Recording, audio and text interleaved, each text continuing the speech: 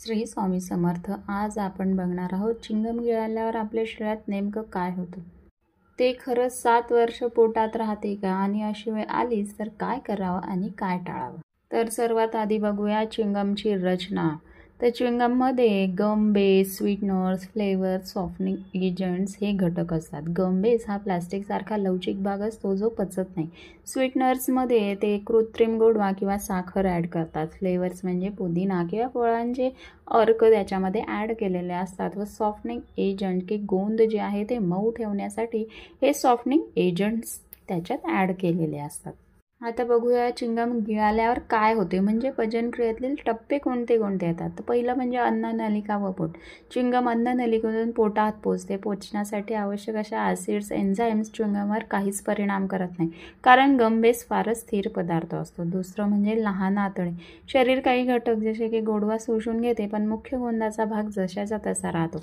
नंतरचं म्हणजे मोठे आतडे आणि मलद्वार. शेवटी चिंगम शरीराच्या कोणत्याही भागात अडकत नाही आणि ती वाटे बाहेर टाकली जाते.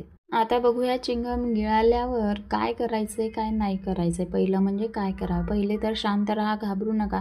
एक चिंगम गेल्यास सामान्यतः काही त्रास होत नाही.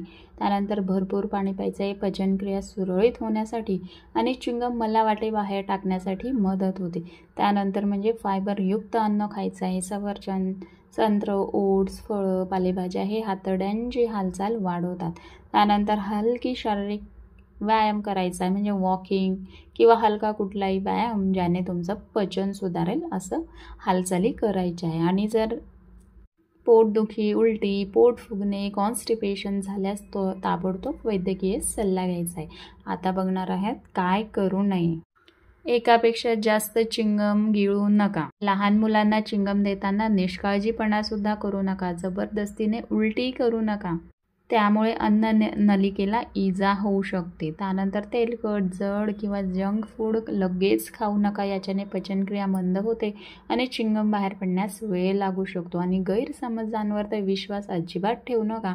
जसं की सांगितलं जातं चिंगम हे 7 वर्ष पोटात तसेच राहते. हा पूर्णपणे खोटा समज आहे. तर आता तुम्हाला माहिती झाली असेल की चिंगम गिळाल्यावर घाबरायचं काहीच कारण नाही, पण काही गोष्टी लक्षात ठेवणं मात्र खूप महत्त्वाचं आहे. मला याबद्दल अजून डिटेल माहिती हवी असेल तर चॅनलवर पूर्ण डिटेलमध्ये व्हिडिओ उपलब्ध आहे, तुम्ही तो नक्की बघा. थँक्यू. धन्यवाद.